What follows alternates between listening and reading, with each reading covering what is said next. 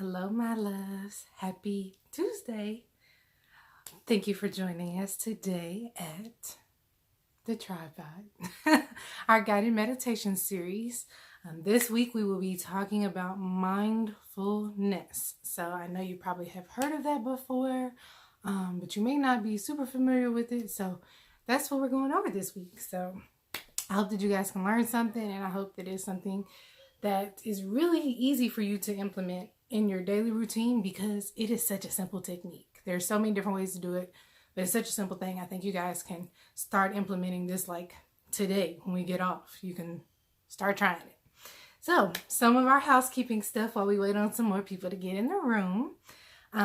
As always, we want you to like, follow, share, subscribe, tell your auntie and cousin and them to come on and join us.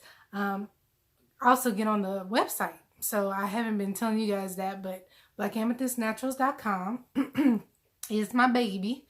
And so get on there and check out some different stuff. I'm actually going to, at some point, put some things up that kind of coincide with the TRIBEvibe. So some of the things we're doing here, maybe like some journals, some tumblers, and just some different things for you to see on a regular basis to remind you to do your part so you can, have all your stuff together. And I forgot to share, so we about to share. Give me 2 seconds. Gonna go ahead and share this on the Facebook so everybody can get in here. All right, and then also I want to remind you, if this is your first time joining us, or remind you if you've been here before, that we're here every Tuesday, Wednesday, and Thursday at 7 p.m. If you don't catch us here, you can catch us on the playback. If you don't catch us live, you can catch us on the playback on Instagram or Facebook. And also, guess what? I got the YouTube up. So the YouTube is up, and I'll actually post the link down in the chat after we get done with this, because I think that would be just a teeny bit too complicated for me to do while I'm on the phone. So, all right, let's get started. So today we're going to talk about mindfulness. So I think, like I said before, every week what we're going to do is kind of just jump in, and we're going to give like some real world examples and talk about like how it can show up for you, and just make it really simple to understand what we're talking about in a real world setting. And then we're going to talk about like some more textbooky kind of definitions, because I like to give you all of the facts. I like to give you top to bottom things, so you can go look up if you're curious and want to learn more details about something, or just so that you can be informed. We don't want people just running around here talking about stuff just because they heard me say it or they heard somebody else say it. I want you to know what you're talking about if you're out here in these streets, okay? So we're going to do that. And then on the third day, we're going to talk about like some implementation. So, how to actually like apply what we're talking about in your daily life. We're going to talk about a little bit of that today. Just by the example, you can kind of see how I've applied it for myself. But we're going to give you some more specifics, some top to bottom examples of how to apply it in your life, okay? All right, so let's get started. So mindfulness. If you haven't heard of it before, or if you have heard of it and you're just not really familiar with it, basically it is, I guess I'll give you the super duper boiled down version of it, is just really to be aware. So it's like taking the moment. I don't know, we talked about counting to 10 before, but the reason that you count to 10 is so that you can, really be aware of actually what's happening rather than just kind of reacting, right? So that you can stop, take that pause, and then, kind of process what's going on. And mindfulness is intentionally making sure that you're actually aware. So like that you're present in the moment that you're actually in, right? Simple, right? Nothing crazy. But what it does in the long run is kind of crazy. So we'll talk about more of that tomorrow. But I just wanted to give you guys a few examples of how I have been practicing mindfulness, or some times that I practice mindfulness for myself. Okay, so one of the big ones that I always do is when I cannot go to sleep. I don't know if you guys have that same struggle, but I do sometimes, when it's just like, you can't even really call why you can't go to sleep, but you just sit there and you find that you're not really tired. You got all the lights off, all the devices off, and you're just sitting there and your mind's just kind of wandering on. So sometimes I will practice mindfulness, and I do a specific kind of mindfulness, which is like a relaxation technique. And so I like start all the way down at the bottom of my toes, and I literally will say, all right, big toe, relax. And I, not out loud. You could, but not out loud. I'm telling my mind to be cognizant of my big toe and to tell it to relax. Now, I don't know if y'all think that sounds weird or not. It can sound a little weird if you've never practiced any of these things before, but it is actually really super duper helpful, because what you'll find when you start doing things like that is that there are different muscles in your body that are tense. So we talked about stress and anxiety and stuff last week. And one of the things with stress is that you can kind of hold that stress physically in your body, right? And so I know for me, all of my shoulders are always, that's the place I hold my stress. Some people hold it in like their jaws. And you've seen that, like, some people grind their teeth and things like that. Or, even sometimes develop like lockjaw or something, from holding that tension there. And so I know for me, when I am doing that kind of like mindfulness relaxation technique and just thinking, big toe relax, second toe relax, because I don't know what those are called. Second toe relax, third toe relax, all the way down to the baby toe. And then I go up my foot and I'm like, relax my heel, relax all of my leg muscles. When I do that, it brings me into the moment of, where am I holding any of that tension? And like we talked about last week, if you're stressed out and you watch something funny, it's hard to be mad and laugh at the same time. It's also hard to stay awake when you relax every muscle in your body. So that's just one of the things. It's kind of a simple thing that I do, not on a regular basis, because I try not to be able to sleep. But when I can't sleep, that's one of the simple things I do to help myself with sleeping, right? Simple mindfulness. I just threw a little mindfulness in there. Worked out for me. Okay, so another thing I do to be mindful. Now, like I said, there's there are quite a few different ways that you can practice being mindful. So another way is when you're going outside, like on a nature walk, or even just when you're outside, just everybody ain't outside in the nature walking, but just when you're doing something like that. So even exercising, something where you really don't have to put a whole lot of thought into doing it. Now, I'm sure somebody could practice mindfulness while they're doing like algebra or something like that. I have never attempted to. I wouldn't suggest that you try. If you want to, feel free. Not my suggestion, but do your thing. But something where you really don't have to give a whole lot of thought to it, right? When you walk in or riding a bike or something like that, your body's kicking in, that muscle memory's kicking in. You really don't have to super duper think about that, right? So that is a moment that you can take to just kind of recenter yourself. And so I know a lot of times when we're listening to Andy talking on the meditation, he'll say, take a moment and be aware of your surroundings and feel how your body feels. If you hear sounds, listen to the sounds. And so that's something you can definitely practice when you're doing something like walking.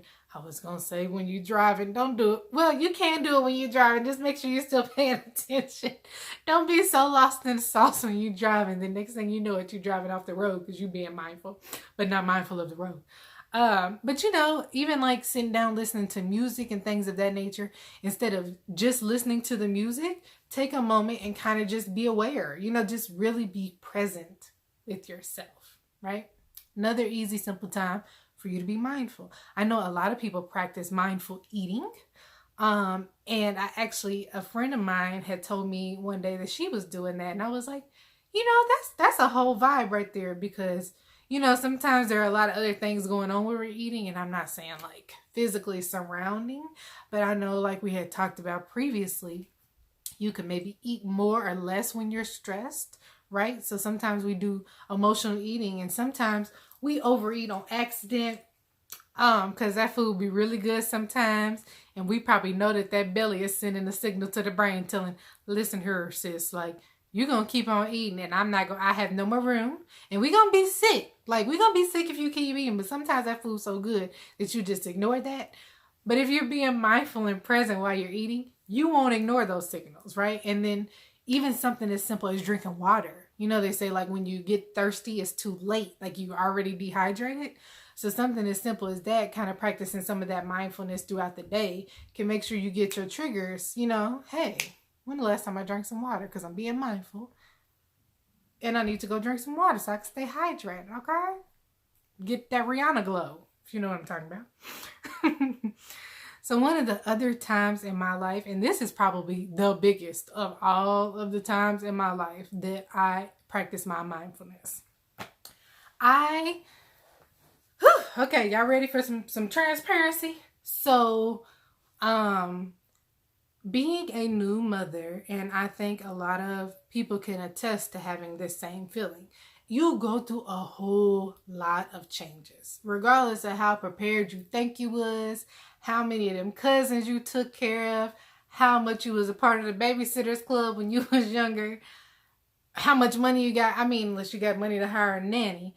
But you realize, like, you know, that there are some times when you really can be just pulled like so many different directions. You're burning the candle at both ends, and a lot of different things are tugging at you, right?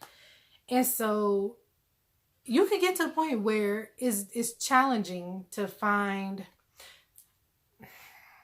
Let me look for the words. I guess maybe it's challenging to kind of be still in it.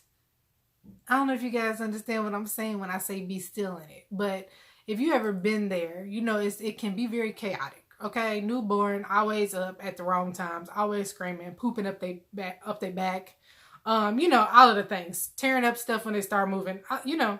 So sometimes it's just hard to be still, right, and present, you know, with yourself. Sometimes it's just like you just constantly doing tasks. Oh, I got this task to do, I got that task to do, and then even when you're relaxing, sometimes the relaxing becomes a task, right? And so I said all that to say that there came a point in time where it was actually brought to my attention by my aunt. And she was like, you know, you really need to practice some mindfulness in regards to being with your child. And not because I wasn't spending time with her or because I wasn't enjoying the time, but just being able to strictly focus on her and I being together, right? Like really being present in the moment, like kind of blocking out everything else and just, you know, exercising my mindfulness in the moment with her.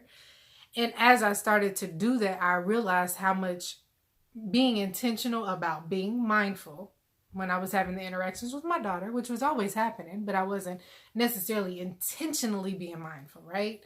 And so once I realized that I was making that practice of intentionally being mindful when I was with her, it started to reframe how I saw the situation, right? So things that were stressful, I guess I should say more stressful. They didn't just absolve. Like it wasn't like I was just like, ooh, all of a sudden now everything is copacetic.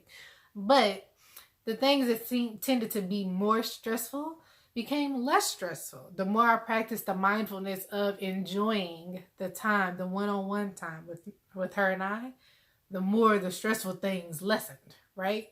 And so that I think is kind of the biggest thing that when I talk to other people, if y'all don't know me like super duper well, not even super duper well, I think if you have had a good passing conversation with me, you probably could pick up on this.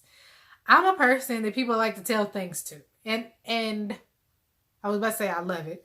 I don't mind when people tell me things, right? Because I'm very empathetic and things of that nature, right? And I'm also very analytical. So if you ever heard me say I'm a Capricornius, I kind of got, for me, this is my perception of it, okay? Don't none of y'all get on here zodiac shaming, okay? My perception of it is that that's a really good combination because Capricorns tend to be pretty emotional, okay? And then Aquarians tend to be pretty analytical, right? Like they kind of on the opposite ends of the spectrum, and I kind of like try to walk down the middle of them and be my best self, right? And be in there and be just enough emotional and just enough analytical to make it make sense. And so I find that, I'm not going to say it's a skill that most people don't have, but I find that it is very helpful when people come to me with things, just kind of all of those things combined. And so there will come a point in time where somebody will, you know, say something to me, and usually I'm just, you know, being an ear to listen and then chiming in whenever kind of they need like a cheerlead and like a little bit of a pep talk.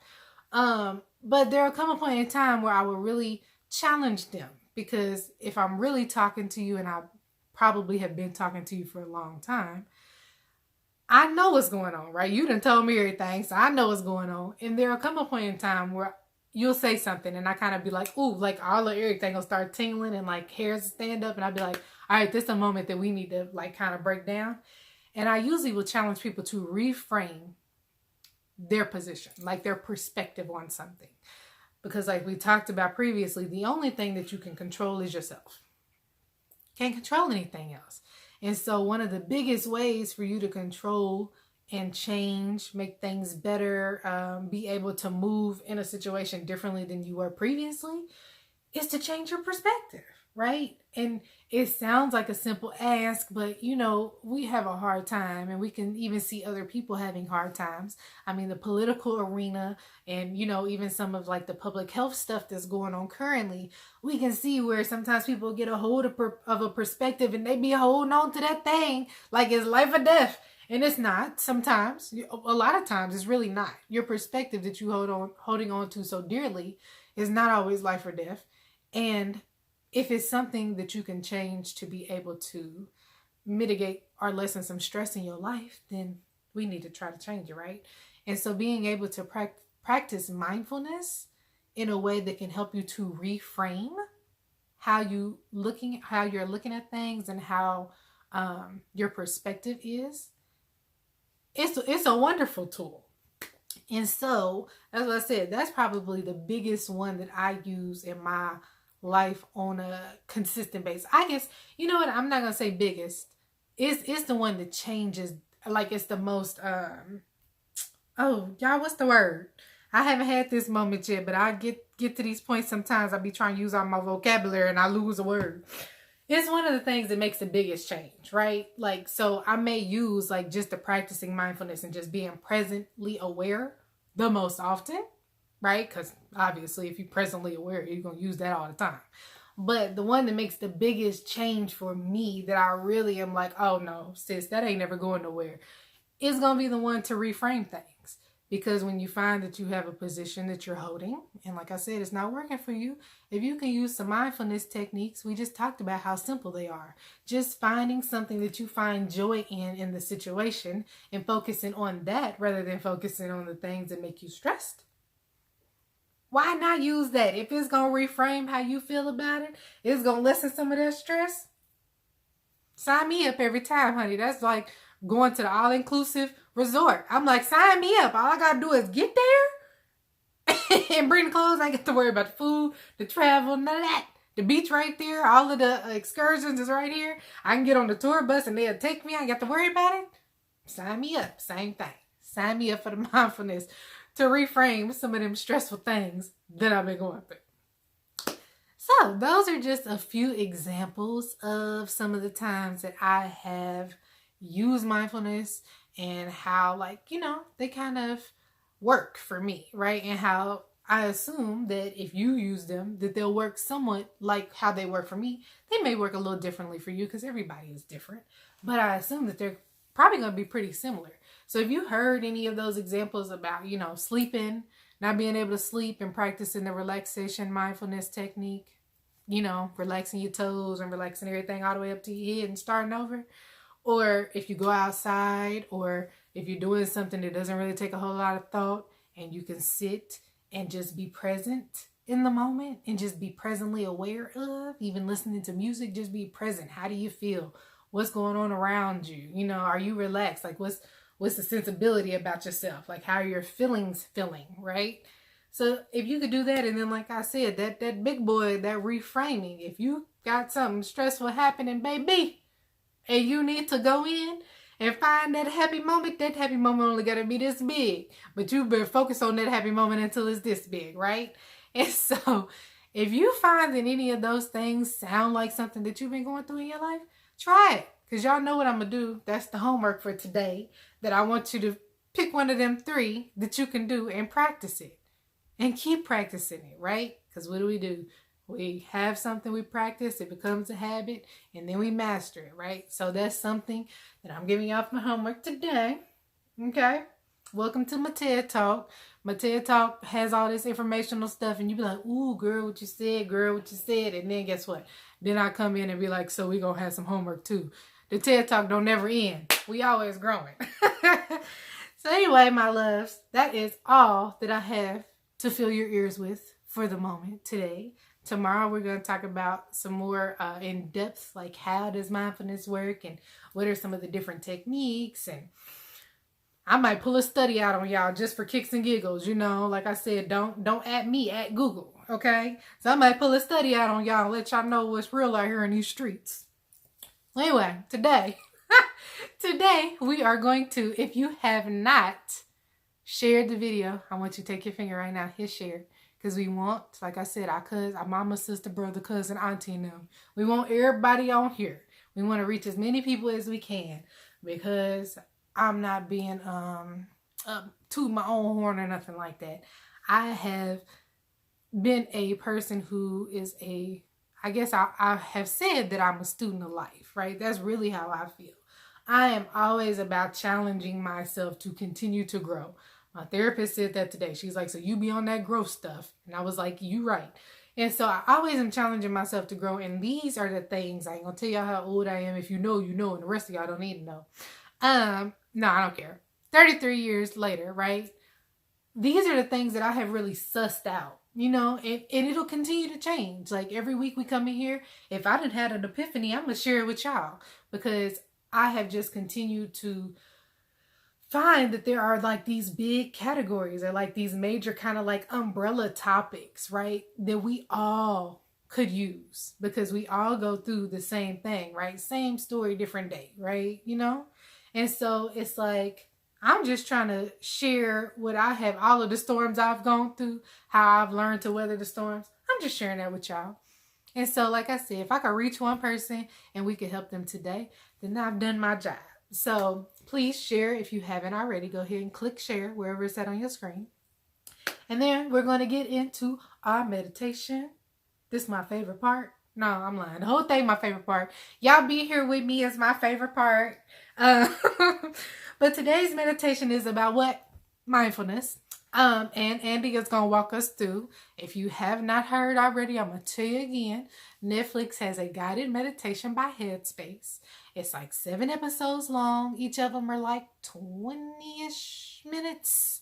Andy is a former Buddhist monk. He goes through all of the good stuff. He gets to all the good stuff before he talks about the meditation technique. Or before he actually walks you through the guided meditation technique. But I love him because he just gives you good, juicy information. And like I said, I'm a student of life, so I love the information. I like to be able to practice this stuff, but I also like to be active as I can. So as active as I can means my body and my mind are both working. And so get on there, Netflix, Headspace, guided meditation if you haven't already checked it out and listened to the part before what we about to listen to today. All right, y'all. So we're going to start with our meditation. Is everybody ready? All right. So housekeeping. The only things we need you to do is show up. So you already did that. So I'm proud of you. And then, see, he already talking. And then I just need you to get comfortable. So you can sit up. You can lay down. Only thing that you need to do is make sure that your spine and your neck are straight. If you want to bend your arms, bend your legs, that's fine. And then try to limit some of the distractions. So you don't have to get rid of all the distractions, but try to limit them so you can focus. All right, my loves. You ready to go? All right, here goes Andy. Hold on, let me make sure Andy's turned up. Make sure Andy's popping so we can hear everything he got to say. All right, you ready? Here we go. Whichever you prefer. The most important thing is to make sure that you're not going to be physically disturbed for the next few minutes or so.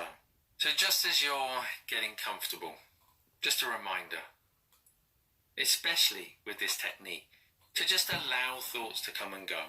We're not trying to stop thoughts. We're not trying to change the mind.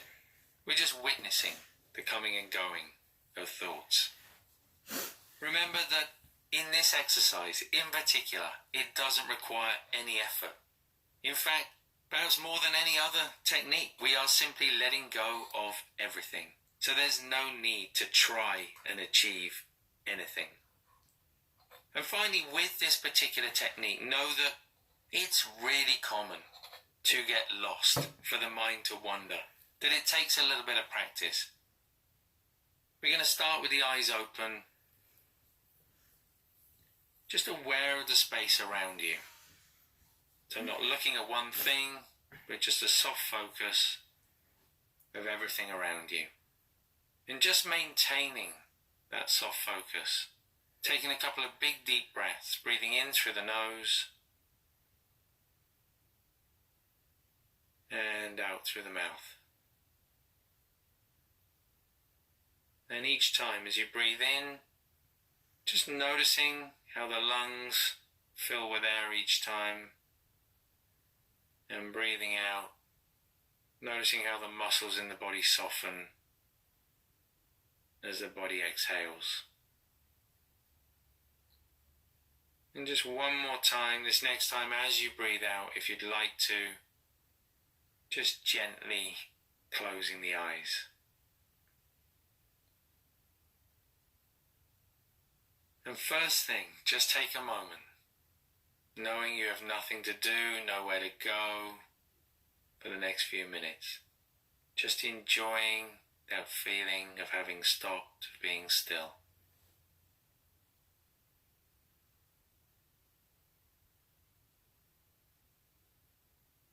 Just starting to notice that feeling of weight, the body pressing down into the seat or the surface beneath you.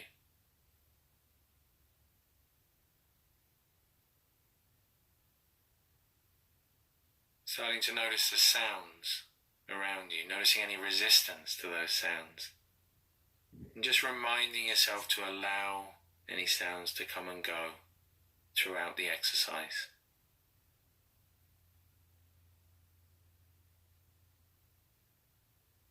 And as you bring the attention back to the body, just starting to get a sense of how the body feels today. So not thinking about it, but just noticing whether there's a sense of stillness in the body or a sense of agitation.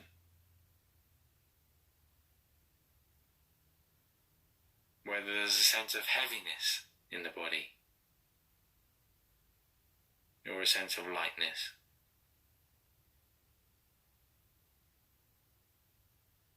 And in the same way, just starting to notice the breath, the movement of the breath, and how the breath feels today. Where in the body you feel that rising and falling sensation.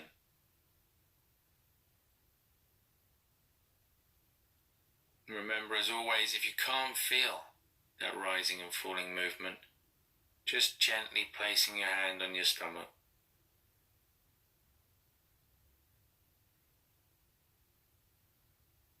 And just staying with that movement. So just settling the body, settling the mind, allowing thoughts to come and go. You're just staying with the breath, just for a few moments longer.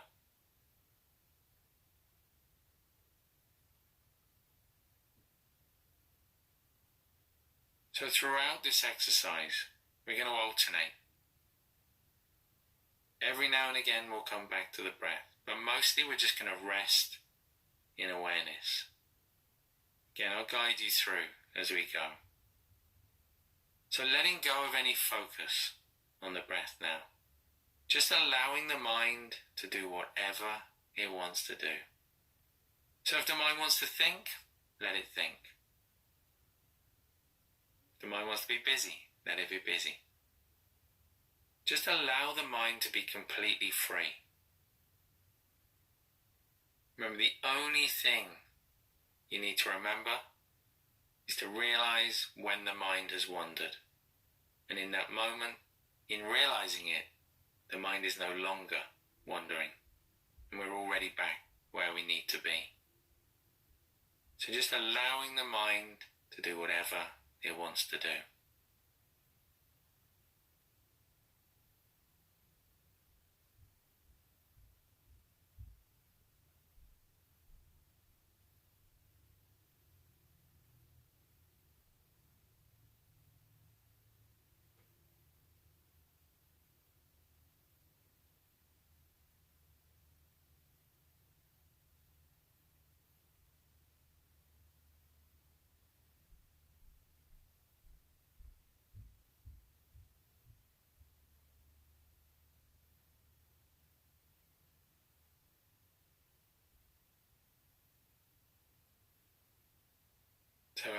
allowing thoughts to come and go, even if they're thoughts about the exercise, just allowing them to come and then go again.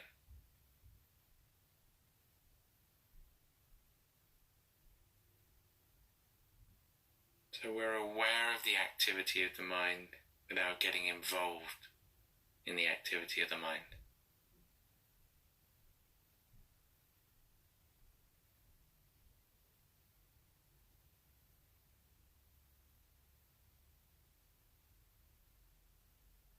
And then just gently picking up that movement of the breath again.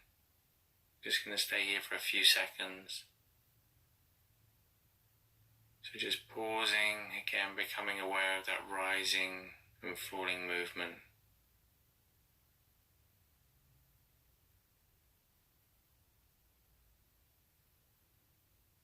And then once again letting go of that. And for a few moments longer, just letting the mind be free again. Letting it do whatever it wants to do.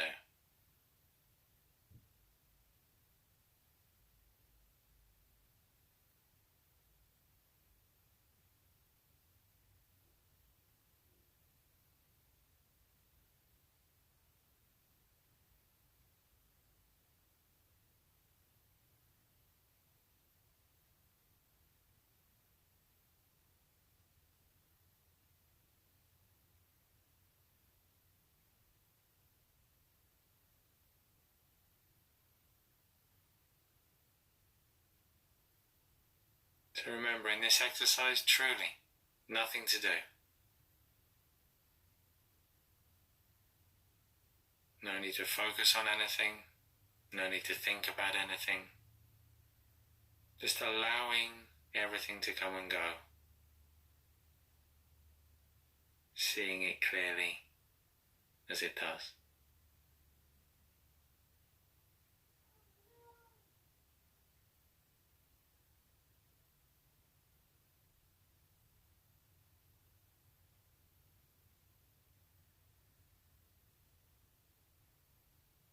And then just gently bringing the attention back once again to the body.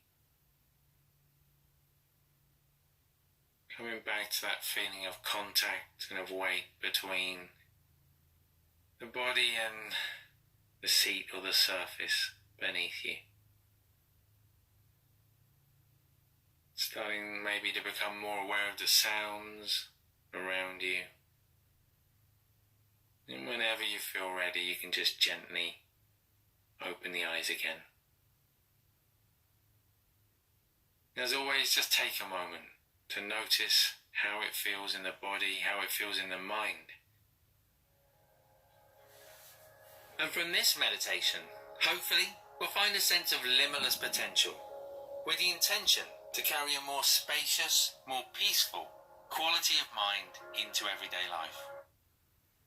All right, everybody, how do you feel?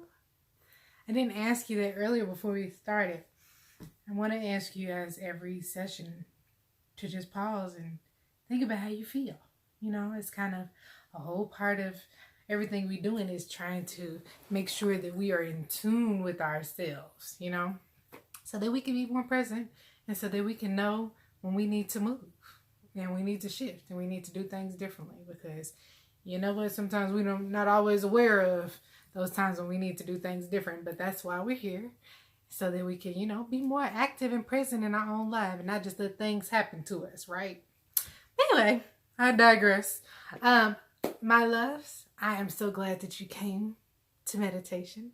Excuse me, I'm so glad that you came to the TRIBEvibe, a meditation series hosted by Black Amethyst Naturals. I'm so glad that you were able to come today. Don't forget to do your homework. Try to think of one of those mindfulness examples I gave you earlier and try to implement some of the mindfulness techniques in your own life.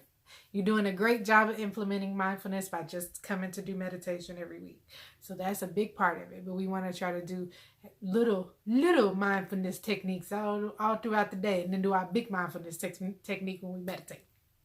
So all right, my loves, if you haven't shared, share. If you haven't liked, follow, subscribe, Black Amethyst Naturals on Facebook, Instagram. I get the YouTube link posted in the description down below. And you guys can get on there if you want to see the stuff there. Don't forget to tell your mama, sister, brother, cousin, auntie, and them to come on with you tomorrow. We'll be back live 7 o'clock. What days? Tuesday, Wednesday, Thursday. Every week. If you can't catch us at that time, catch us on the playback. All right, my loves. Self-love is the best love. That's our new tagline. All right, I love you guys. Have a good rest of your evening. See you tomorrow. 7. Okay, be there. Be square. All right, I'm done talking. Bye. Love you guys. Bye.